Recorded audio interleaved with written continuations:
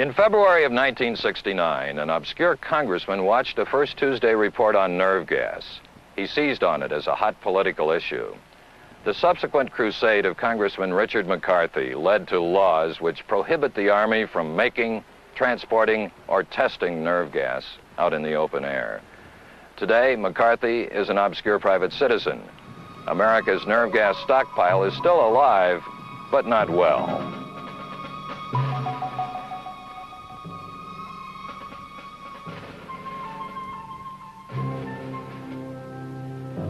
This is just a portion of the nerve gas arsenal undergoing routine inspection.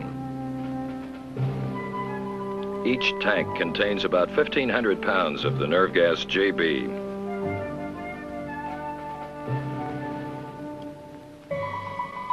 Location of nerve gas depots once was top secret. Even today, the Department of Defense is not eager to publicize the places, less for security than for public relations purposes. They're stored in 7 locations in the United States and 2 outside the continental United States. The 2 outside are Germany and Johnston Island in the Pacific. The locations inside continental USA are the Rocky Mountain Arsenal at Denver, Colorado, the Pine Bluff Arsenal at Pine Bluff, Arkansas, the Newport Army Ammunition Plant at Newport, Indiana, the Anniston Army Depot at Anniston, Alabama, the Lexington Bluegrass Army Depot at Lexington, Kentucky, the Tooele Army Depot at Tooele, Utah, the Umatilla Army Depot at Hermiston, Oregon. The total amounts are not made public information. GB is one of 2 kinds of nerve gases we have stockpiled. It kills quickly. This laboratory animal is about to be exposed to a nerve gas. An Army Chemical Corps technician draws up a very small amount of the nerve gas, which is in a liquid state.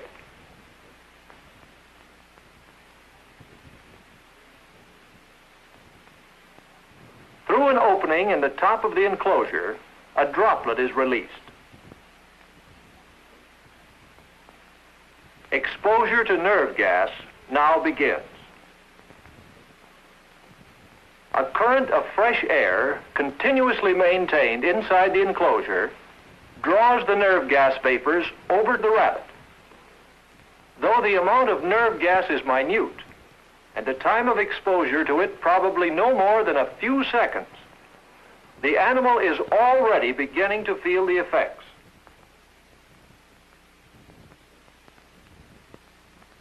It becomes increasingly difficult for the animal to stay on his feet.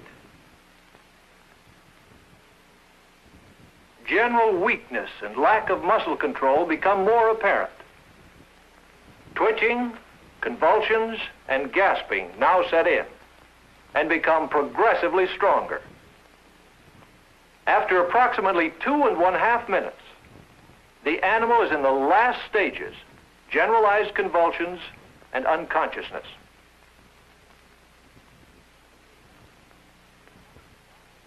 The rabbit stops breathing, and finally death occurs. Rabbits are used as nerve gas sentries because they are very sensitive to its effects and they detect it more quickly than any instrument. The Air Force's entire supply of M34 nerve gas bombs is stored at Rocky Mountain Arsenal, Denver. Workmen inspect the bombs for leaks every 3 months. If the rabbit shows symptoms, the men get out.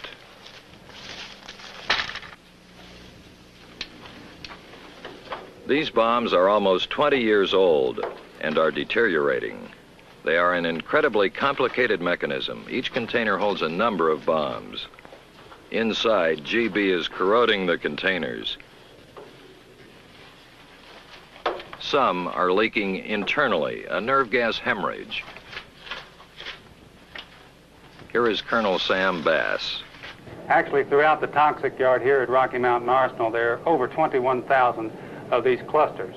In all, each cluster will contain individually about 76 bombs or bomblets inside of it. Now, this means that in our disposal requirement here, we must get rid of in excess of 880,000 pounds of explosive and almost 4.2 million pounds of the nerve agent GB. Are we destroying all the GB we have? No, it's not. There are other munitions containing agent GB located elsewhere. And GB is stored here at Rocky Mountain? Yes, as well. Agent that will not be destroyed at this time. In munitions? In munitions as well, and in ton containers as well. The GB in these tanks will not be destroyed. Several 100,000 gallons of GB, the exact amount is classified, stored underground in a tank will not be destroyed. Only the defective and obsolete bombs, designated M34 GB clusters. We plan to dispose of the M34 GB clusters by disposing them at sea in the summer of 1969 on what was to have been called Operation Chase 1969. But because of the public concern and public reaction, first starting with the sheep incident in Utah. What the Army calls the sheep incident occurred March 13th, 1968. It was a test of VX nerve gas over this target grid at Dugway Proving Ground, Utah. This was supposed to be ground zero. An F-4 Phantom jet was testing spray tanks filled with VX. A red dye was blended with the VX so Army cameras could record the test. This is their film, never before shown on television. The spray tanks were unexpectedly still releasing VX when they were jettisoned at 1,500 feet. Looking at the flight from another angle, one sees exactly what went wrong. All the VX was supposed to have dropped at 150 feet, but as the pilot began to climb out, nerve gas was still spewing forth.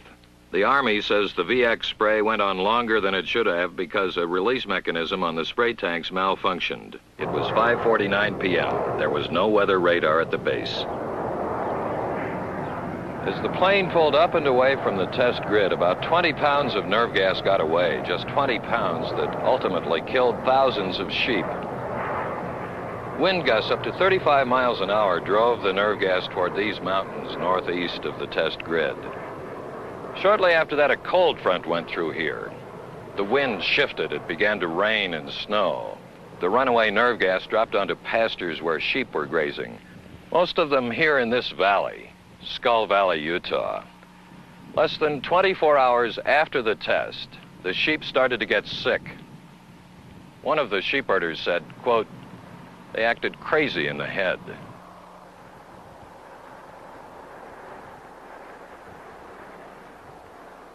About 4,000 sheep were killed outright. Another 2,000 were killed to end their suffering.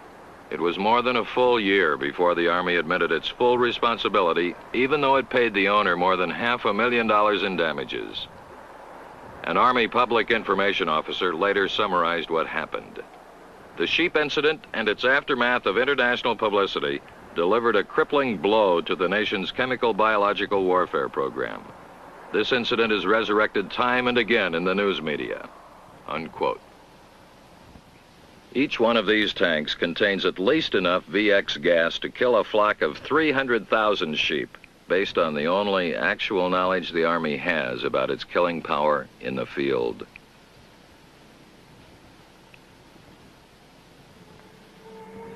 VX also is stockpiled in munitions. All of them were produced during the 1950s. This is just one warehouse at one depot. These are VX nerve gas shells for the 155 millimeter howitzer. There are other shells, bombs, rockets, and landmines.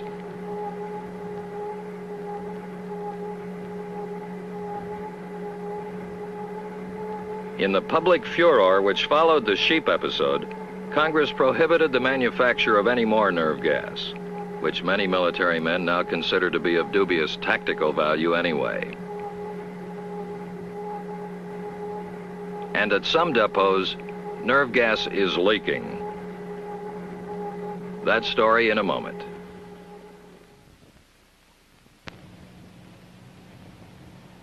Poison gas at Rocky Mountain Arsenal, Denver dates from World War II.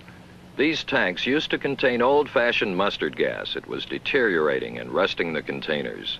The Army had planned to dump the tanks and the mustard gas in the ocean, but was stopped from doing that. Instead, it is spending $17 million to destroy mustard gas at Denver. Most of the expense is associated with tight air pollution standards, which require sophisticated control of emissions from the mustard gas incinerator. Mustard gas burns up in a hurry. In fact, it is not a gas at all, but a solid or liquid. Mustard was one of the poison gas weapons we stockpiled for possible use in World War II. It was field tested in an ultra-secret operation called the San Jose Project. This War Department film was classified until 1954 and has never before been seen on television. Poison gases were tried out on San Jose Island, 60 miles off the Pacific coast of Panama. This is what mustard does.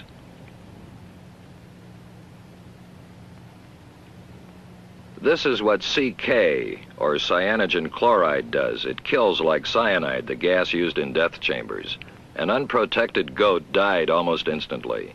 A goat wearing a captured Japanese gas mask died. A goat wearing the U.S. mask survived. Germany was nearing surrender in early 1945 when we were dropping poison gas bombs on a ship, testing techniques for possible use against the Japanese.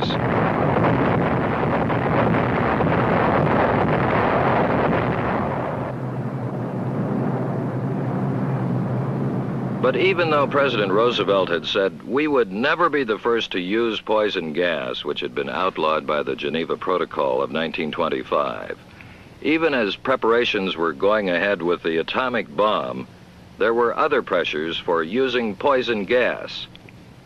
Here is the original soundtrack of the San Jose Project film. In regard to offensive use of chemical warfare, it is concluded that the Japanese gas mask canister is inferior to all other canisters tested and will not give adequate protection against CK non-persistent gas. It is concluded that non-persistent gas could be used successfully in a first surprise attack against the anti-aircraft personnel of an enemy fleet at anchor in preparation for an air torpedo or dive bombing attack. So, finally, the conclusion is reached that gas would be more effective against Japanese troops than against our own. And therefore, if gas warfare is initiated, it will be to our advantage. Ultimately, the Joint Chiefs of Staff rejected the proposals to use poison gas in the Pacific. But later, during the Cold War years of the 50s, the Pentagon plunged into production of nerve gas, a decision which may plague the military for many years.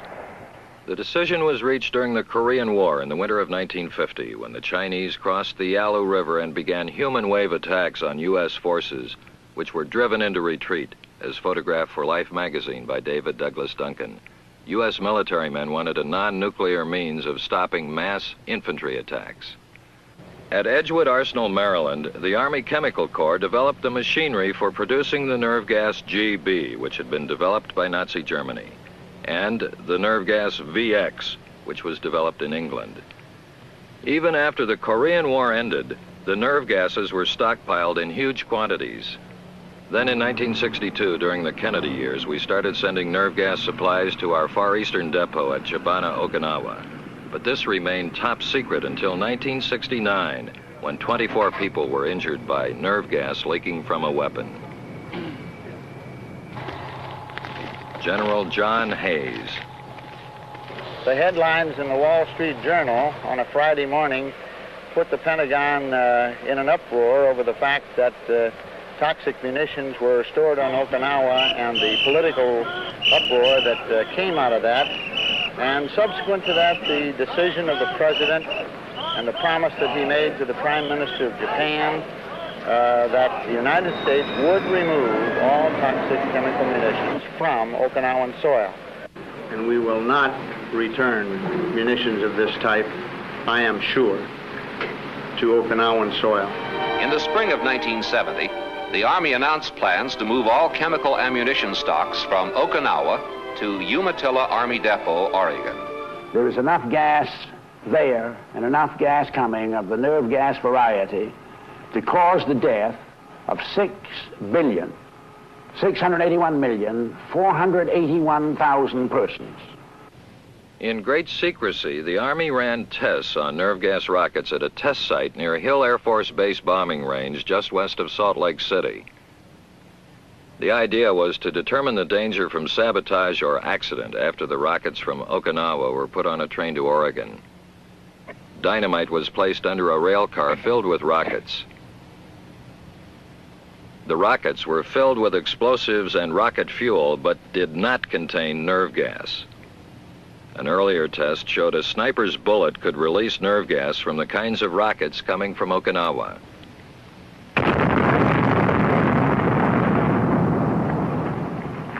Blowing up a loaded boxcar did not set off the rockets, but in Oregon, the public mood was angry. Again, Governor McCall.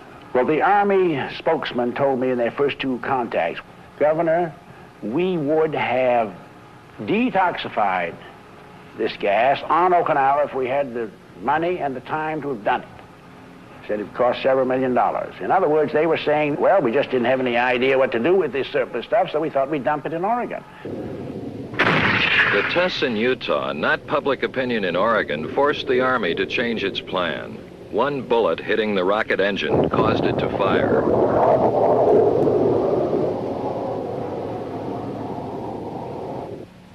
One rocket firing could set off most of the others. Again, the Army narrator. Round 16 apparently struck the rocket and ignited it. The fire spread to the ties located beneath the car, where it was noted some 15 minutes later. 22 minutes after the first ignition, and after the recording cameras had run out of film, additional motor ignitions and detonations of warheads were observed by a closed-circuit television, as seen here. These continued intermittently for the next 2 hours.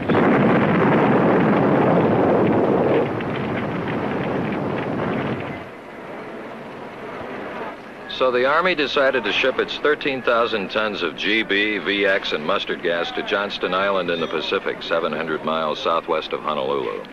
This averted panic in Oregon and an international crisis in Okinawa, where General Hayes was finishing his assignment. I will give you a categorical, complete statement that every round of toxic chemical munitions stored on Okinawa has now been removed. The last of them are on that ship right there. Then it came out that many thousands of nerve gas rockets in the United States were leaking. Over the years, the corrosive chemicals inside the 6-foot-long rocket had eaten through the aluminum casing. Each warhead contained nearly 11 pounds of GB. It was decided to bury the leaking rockets in concrete vaults, which the Army called coffins.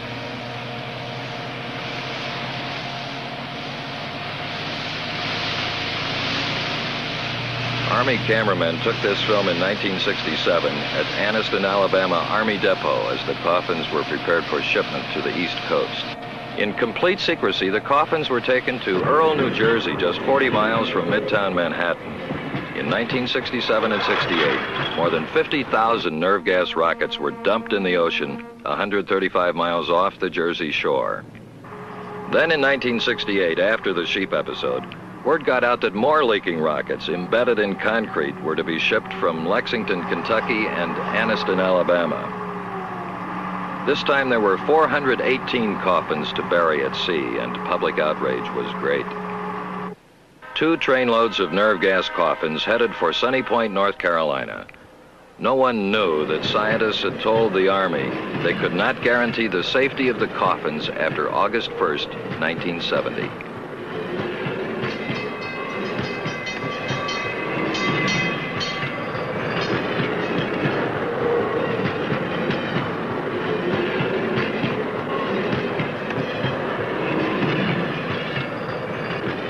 Security was intense, but the danger was not yet real to everyone in the Army, which sent a trainload of medical personnel ahead of each nerve gas train. One medical officer was asked what would be done if a leak occurred aboard the train. He said, "No problem. If the gas is inhaled, you have from 5 to 20 minutes to administer antidotes for GB. If you can keep the man breathing," he said, "he'll be all right." 18 days after the scientist safety deadline, the coffins were dumped off Cape Kennedy, Florida, into 16,000 feet of water.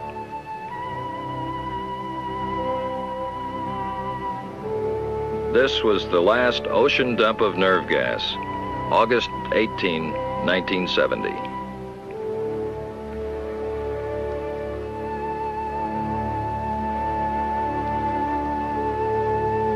That crisis ended, but now a new crisis was building at Rocky Mountain Arsenal on the very outskirts of Denver, Colorado. That report is next.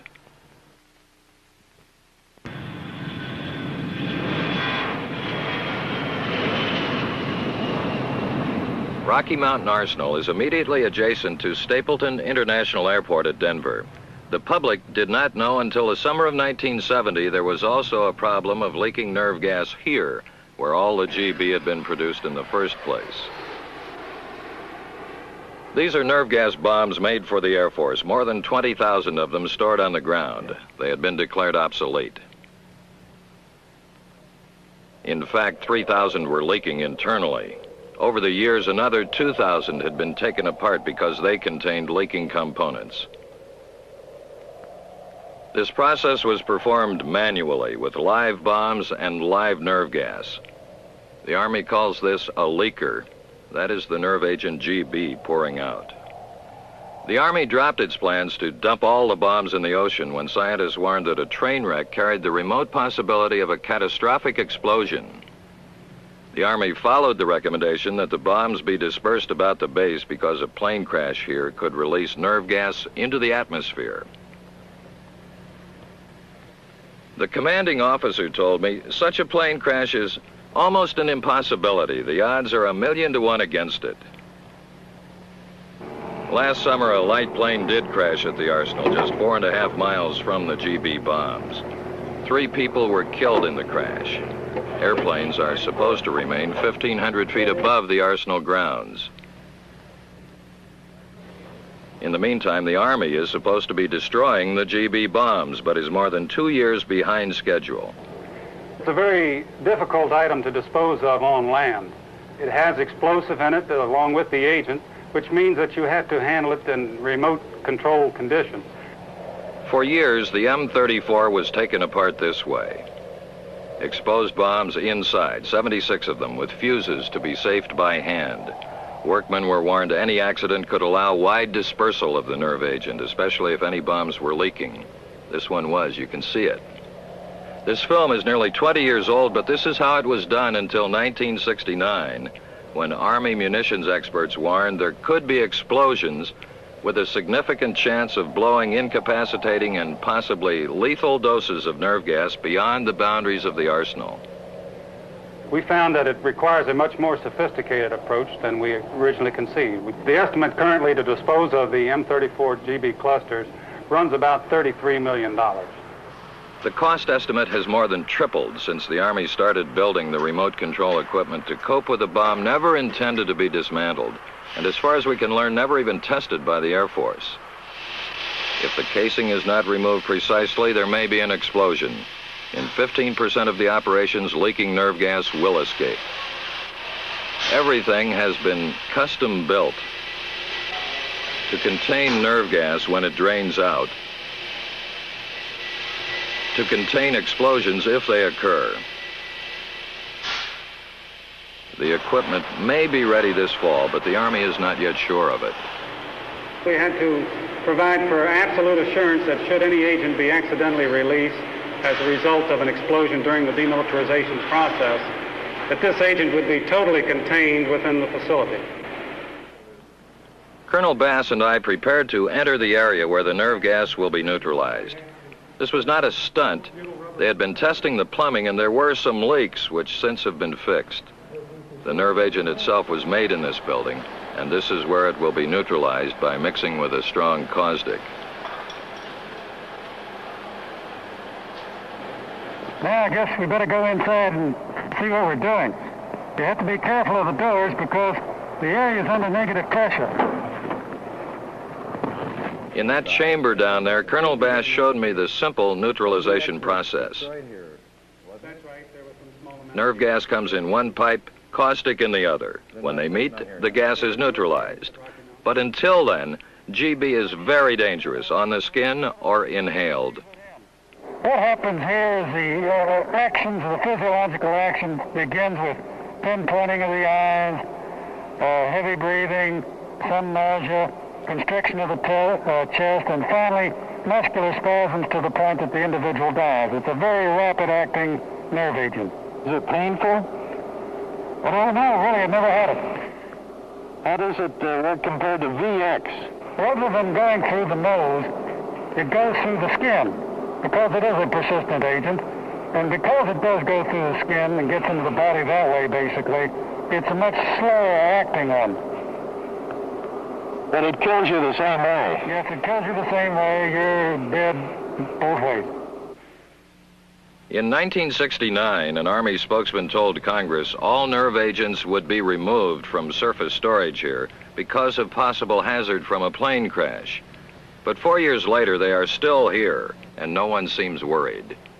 No, there has been no controversy in recent months, or I might even add recent years. Not even the planes flying over? The planes flying over, of course, that one's not over the toxic yard. They're not permitted to come over the toxic yard. This is a restricted area. But as I was indicating, that there has been no public furor in recent months, in fact, the last year or so, over the disposal of these agents and munitions.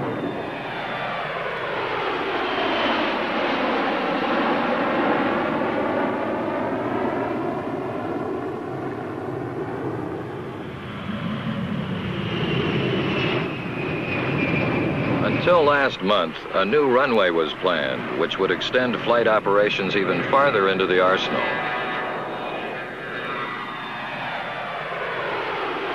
The Army has now held up that multi-million-dollar project while it studies the cost of putting the nerve gas bombs into bunkers or underground. In the meantime, tons of GB remain in place as part of the active stockpile. Defense Department spokesman Gus Darrow. We maintain a stockpile of these materials as simply a deterrence to use by others. And so the concept is as simple as that. So that we feel by our having it... It deters the use of it by anyone else. Still, the Army is spending $6 million to develop a new kind of nerve gas. These are tests of the system, but not the actual nerve gas, which is called binary. Binary means having two components. There is no toxic product in the hands of anybody until that shell is actually fired. This is a mock-up of the actual round in front of us. And the concept calls for the use of two non-toxic chemicals carried in separate canisters, as you can see here. When the round is fired, this diaphragm between the two canisters will rupture, which will permit the two non-toxic chemicals to mix, so that by the time the round arrives on target, it will disseminate a lethal agent, although starting out from the gun tube, it will be two non-toxic products. Our intent is to try and develop the round without the requirement for an open-air test. However, if we get to the final stages of development and have concluded that we do not have an absolutely high degree of confidence in the end product, we would at that time request permission for a limited number of open-air shots.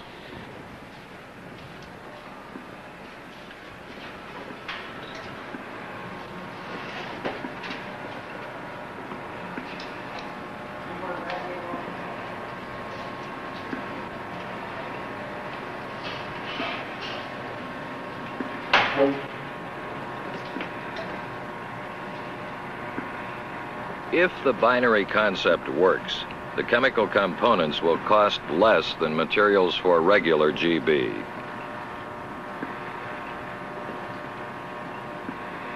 All tests which produce binary GB are currently conducted in closed chambers.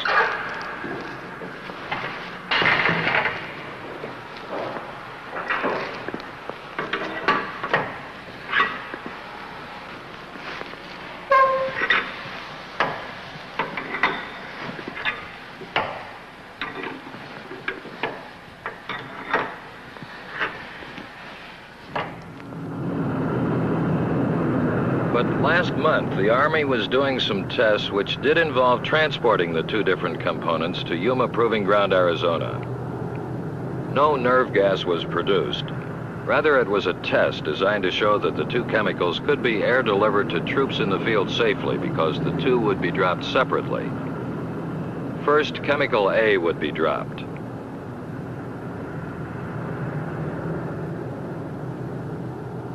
Then chemical B.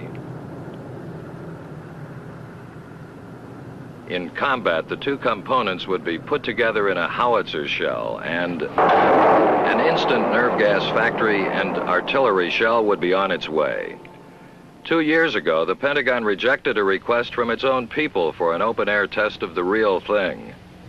The one and only actual test occurred in late 1969. I might add a successful test in that some GB indeed was produced. Colonel, under what circumstances would it be necessary to conduct open-air testing of the GB binary shell?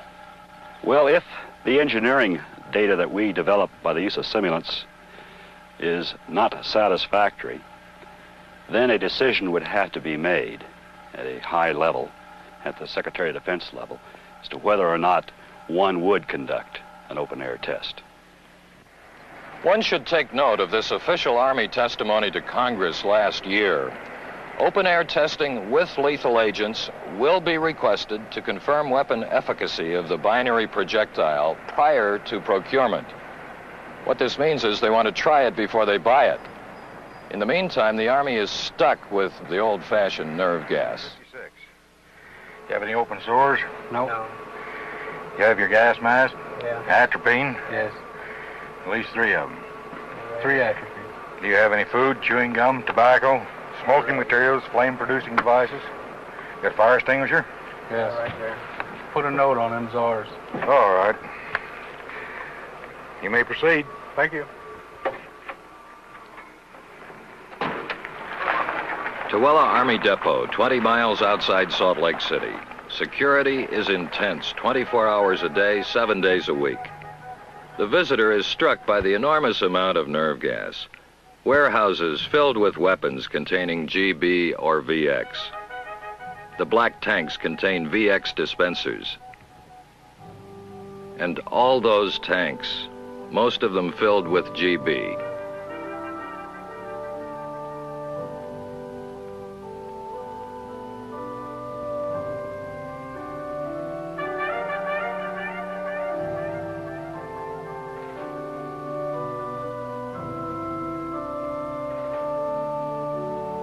The amount is classified, but Defense Department official Gus Dara says enormous is not the proper adjective. I just didn't want to put an adjective to it. We have a stockpile we feel is adequate to deploy if necessary. Enormous implies to me, just a fantastically huge amount, and I don't think it's necessarily a fantastically huge amount. It's an adequate amount to do the job which it has to do. The United States will never be the first country to use chemical weapons to kill. And I have also extended this renunciation to chemical weapons which incapacitate. I'm asking the United States Senate for its advice and consent in the ratification of the Geneva Protocol of 1925, which prohibits the first use in war of chemical warfare weapons. Nerve gas was the ultimate triumph of technology over common sense. It was taken from an idea developed in Nazi Germany. It was made before anyone knew its stability during long periods of storage, before anyone knew what it does to grazing sheep, before anyone knew how to dismantle some of the weapons in which it was loaded, before the Army was forced to give a damn about the environment. Now the President has said we will abide by the Geneva Protocol, which bans first use of poison gas. But that agreement still has not been approved by the U.S. Senate because President Nixon has attached one strong condition, that in the official U.S. view, the Geneva Protocol does not cover defoliating chemicals or riot control agents like tear gas, the chemical weapons of Vietnam. First Tuesday will not be seen in July. We'll return August 7th, the first Tuesday in August. I'm Tom Petit, NBC News.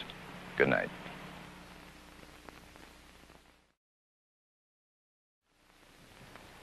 In February of 1969, an obscure congressman watched a first Tuesday report on nerve gas.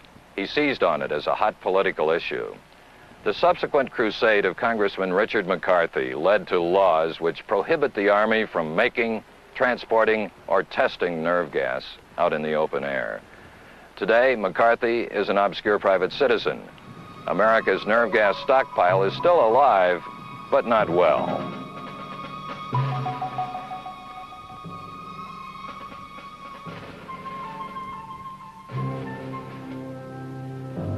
This is just a portion of the nerve gas arsenal undergoing routine inspection. Each tank contains about 1,500 pounds of the nerve gas JB.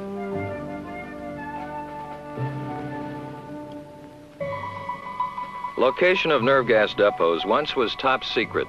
Even today, the Department of Defense is not eager to publicize the places, less for security than for public relations purposes.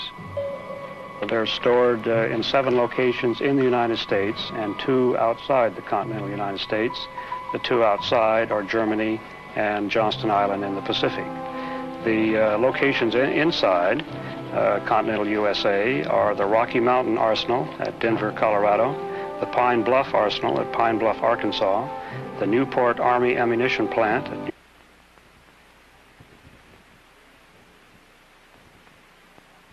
Through an opening in the top of the enclosure, a droplet is released. Exposure to nerve gas now begins. A current of fresh air, continuously maintained inside the enclosure, draws the nerve gas vapors over the rabbit. Though the amount of nerve gas is minute, and the time of exposure to it probably no more than a few seconds, the animal is already beginning to feel the effects.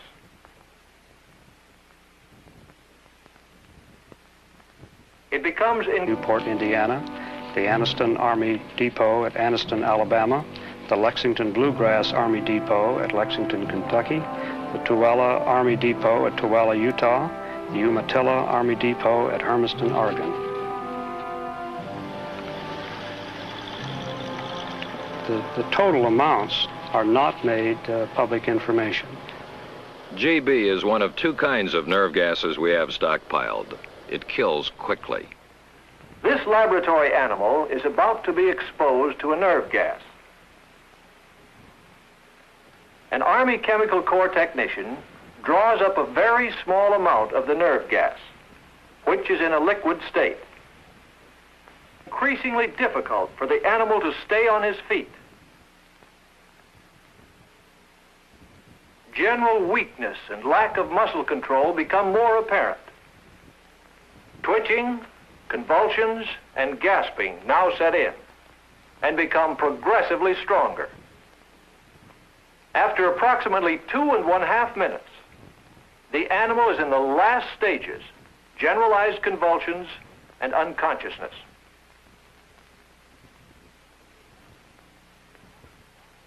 The rabbit stops breathing, and finally death occurs. Rabbits are used as nerve gas sentries because